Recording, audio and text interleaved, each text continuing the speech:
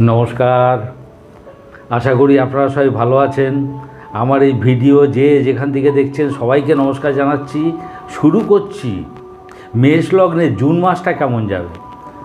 মেষ লগ্ন নিয়ে আলোচনা করতে গেলে প্রথমেই যে দুটো প্ল্যানেটের কথা আলোচনা করব, মূল প্ল্যানেট, সেটা হলো বৃহস্পতি এবং শনি। বৃহস্পতি হলো নবমপতি এবং দ্বাদশপতি, শনি হলো দশমপতি একাদশপতি।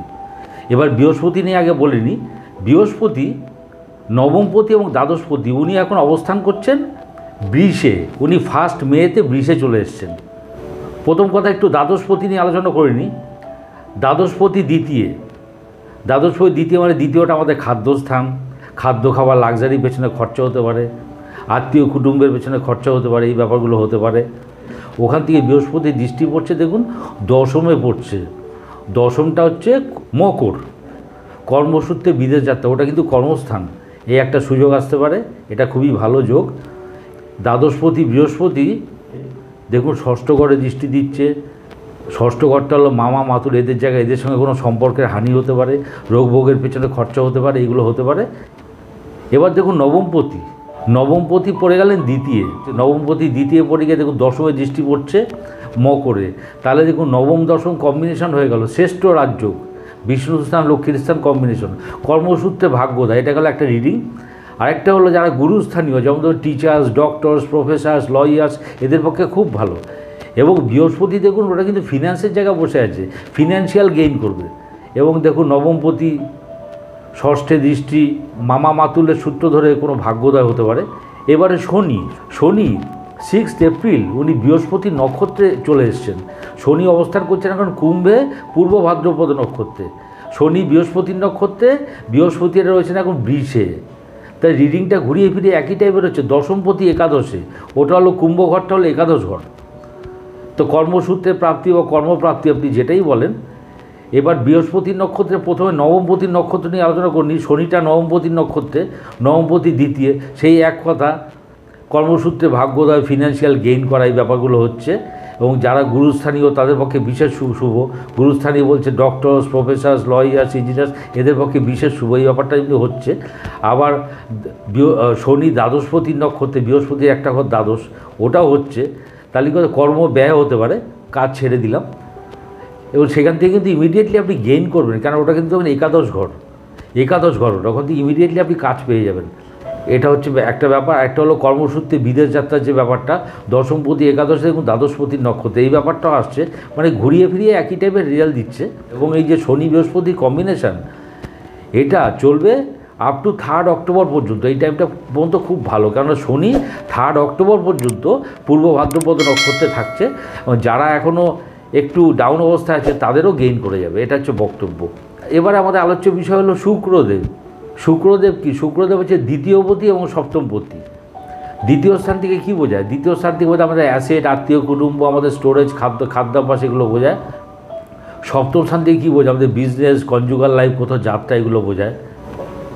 শুক্রদেব এখন রয়েছেন বৃষে। শুক্র ওখান থেকে দৃষ্টি দিচ্ছে অষ্টম ঘরে বৃশ্চিকে। তাহলে কী হলো, আপনার অ্যাসেট কোনোভাবে ড্যামেজ হতে পারে, আত্মীয় কুটুম্বের সঙ্গে সম্পর্ক খারাপ হতে পারে, আপনার কোনো খাদ্য খাবার সেখান থেকে কোনো বিষক্রিয়া হতে পারে, এই ব্যাপারগুলো হতে পারে।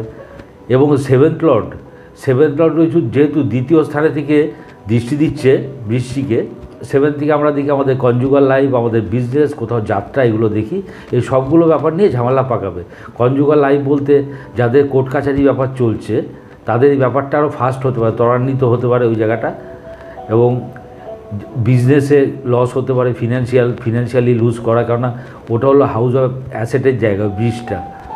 এবং যারা গমনাগমন যাত্রা করছেন তাদের কোনো পয়সা কড়ি চোট যেতে পারে। এইগুলো চলবে আপ টু 12 জুন পর্যন্ত। এবার 12 জুনের পরে শুক্রটা চলে আসছে দেখুন মিথুনে এলে কি হবে? থার্ড হাউস থেকে আমাদের এনার্জি, আমাদের ভাইটালিটি, এগুলোর জায়গা।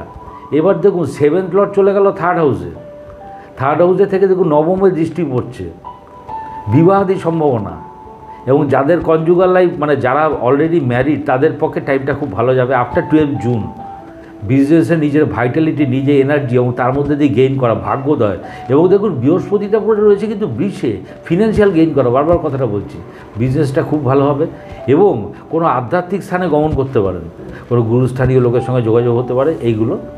সেকেন্ড লর্ড তৃতীয় থেকে দেখুন নবমে দৃষ্টি পড়ছে। কোনো কথাবার্তা, কোনো কমিউনিকেশন এবং কোনো কথাবার্তা সেখান থেকে গেইন করা, আত্মীয় কুটুম্বের সঙ্গে রিলেশনশিপ যেটা খারাপ ছিল সেটা ভালো হয়ে যাবে। সুতরাং আফটার 12 জুন এই ব্যাপারটা কিন্তু খুব ভালো শুক্রের রেজাল্টটা। রবি কী করছে? রবি এখন রয়েছেন বৃষে, পঞ্চমপতি। পঞ্চম স্থান থেকে কী দেখি? আমাদের মেধা, আমাদের মেরিট, আমাদের ক্রিয়েশন, সন্তান, আমাদের পেট দেখি, পেট। এবং রবি অবশ্যই চোখ দেখে, জ্যোতির জায়গা। 15ই জুন পর্যন্ত উনি থাকবেন বৃষে। বৃষটা হলো সেকেন্ড হাউস। ফার্স্ট কথা, চোখের গণ্ডগোল, চোখ সম্পর্কে বি কেয়ারফুল, চোখে কোনো আঘাত লাগতে পারে, এই ব্যাপারটা সতর্ক থাকুন। এবং দেখুন পঞ্চমপতি সেকেন্ড হাউসে থেকে দৃষ্টি পড়ছে কিন্তু অষ্টমে, সেই অষ্টমের দৃষ্টি। সন্তানকে নিয়ে কোনো টেনশন হতে পারে, আপনার কোনো ক্রিয়েটিভিটি সেইটা নিয়ে কোনো আশঙ্কা দেখা দিতে পারে, সেটার যথার্থ ভ্যালু নাও পেতে পারেন, এই ব্যাপারগুলো হচ্ছে। আচ্ছা, খাদ্য খাবার থেকে সাবধান, কেননা পঞ্চমপতি দ্বিতীয় স্থানে থেকে দেখুন অষ্টমে দৃষ্টি পড়ছে, পেটের গণ্ডগোল হতে পারে, খাদ্য খাবার থেকে সাবধান, এই ব্যাপারগুলো আসছে এগুলো। কিন্তু আফটার 15 জুন রবিটা চলে আসছে মিথুনে, তখন কিন্তু এভরিথিং উইল বি ফাইন। মিথুন থেকে দেখুন ধনুতে দৃষ্টি পড়ছে, নবম স্থান।